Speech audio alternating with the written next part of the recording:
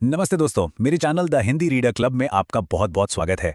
अगर आप यहाँ पहली बार आए हैं तो मैं बता दूं कि ये एक ऐसी जगह है जहाँ हम कमाल की कहानियों को एक्सप्लोर करते हैं। छोटी, सिंपल और आसानी से समझ में आने वाली।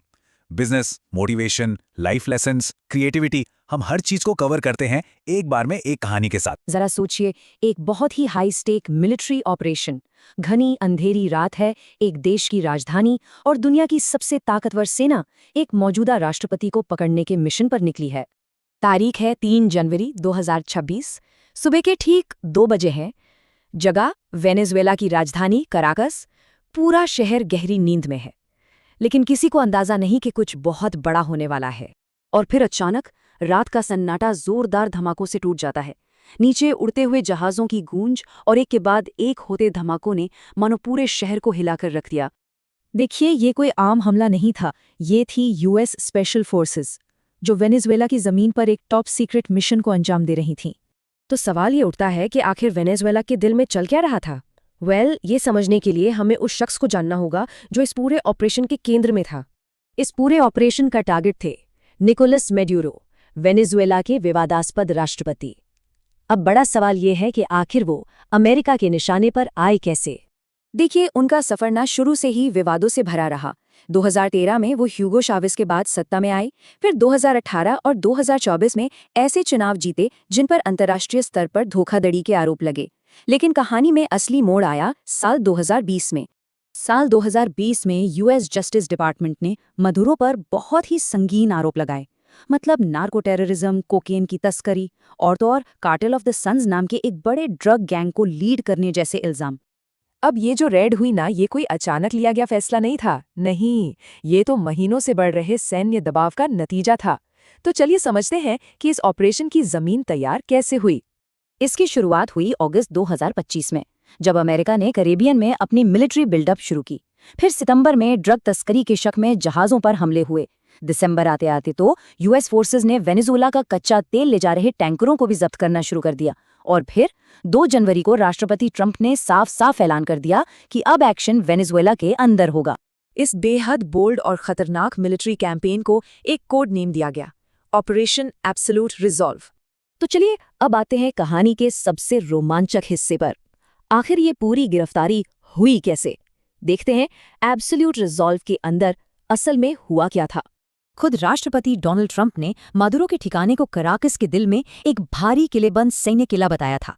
तो आप अंदाजा लगा सकते हैं कि ये मिशन कितना ज्यादा खतरनाक और मुश्किल रहा होगा।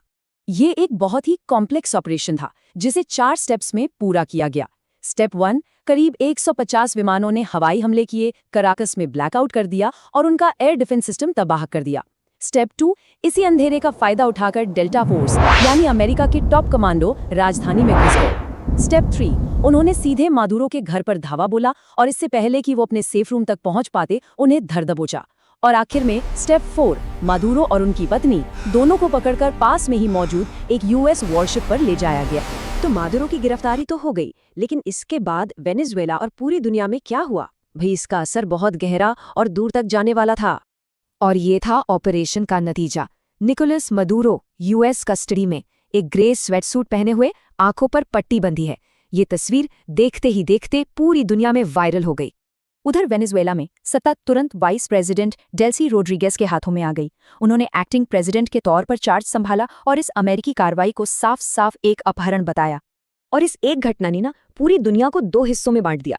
एक तरफ थे ब्राजील, चीन, रूस और यहाँ तक कि फ्रांस जैसे देश, जिन्होंने इसे वेनेजुएला की संप्रभुता पर हमला बताया। तो वहीं दूसरी तरफ अर्जेंटीना, इजराइल और पेरू जैसे देशों ने एक तानाशाह को हटाने की तारीफ की। लेकिन इस ऑपरेशन की एक मानवीय कीमत भी थी। कम से कम 55 सैनिकों की जानें गईं, जिसमें वेनेजुएला के 23 और क्यूबा के 32 सैन्यकर्मी शामिल थे। और अब आते हैं इस पूरे मामले के सबसे बड़े सवाल पर। क्या ये ऑपरेशन सच में न्याय के लिए था, या फिर इसके पीछे कोई और ही मकसद छिपा हुआ था? यूएस सरकार का कहना था कि ये एक भगोड़े अपराधी को पकड़ने के लिए की गई कानूनी कार्रवाई थी। लेकिन क्या ये मामला वाकई इतना सीधा था? कानून के जानकारों ने फौरन अंतर्राष्ट्रीय कानूनों का हवाला दिया जो इस हमले को गलत ठहराते हैं, जैसे कि यूएन चार्टर, जो किसी देश की राजनीतिक आज़ादी के खिलाफ बल के इस्तेमाल को रोकता है, या फिर राष्ट्राध्यक्ष को मिलने वाली छूट, जिसके तहत एक मौजूदा नेता को कोई दूसरा देश गिरफ्तार नहीं कर सकता। तो क्या कहानी सिर्फ कानूनी तर्कों की थी या फिर एक दूसरा एंगल भी था? आलोचकों का मानना है कि इस ऑपरेशन का असली मकसद न्याय नहीं बल्कि वेनेजुएला के बड़े बड़े तेल के भंडारों पर कब्जा करना था। और इस शक को और भी मजबूत किया खुद राष्ट्रपति ट्रंप के एक बयान ने। उन्होंने कहा था, वेनेजुएला बस ढहने वाला था, हम उस पर कब्जा कर लेते और वो सारा तेल रख लेते। अब इस बयान ने न्याय वाले दावे पर एक बहुत बड़ा सवालिया निशान लगा दिया। तो आखिर में सवाल बस यही रह जाता है, क्या ऑपरेशन एब्सोल्यूट रिजॉल्व न्याय के लिए एक साहसी मिशन था या फिर दुनिया के सबसे बड़े तेल भंडार पर कब्जे के लिए एक सोची समझी जंग? इसका फैसला शायद वक्त और इतिहास ही करेगा। अगर इस कहानी ने आपको थोड़ा भी सोचने पर मजबूर किया है तो प्लीज़ लाइक बटन ज़रूर दबाएं और इसे किसी ऐसे के साथ शेयर करें जिसे आज ये मैसेज सुनने की ज़रूरत है। और हाँ, सब्सक्राइब करना मत भूलिएगा क्योंकि हम हर हफ्ते ऐसी ही नई कहानियां लेकर आते हैं। देखने के लिए बहुत बहुत शुक्रिया। प्लानिंग करते रहिए, एक्शन लेते रहिए और आपका दिन शानदार हो।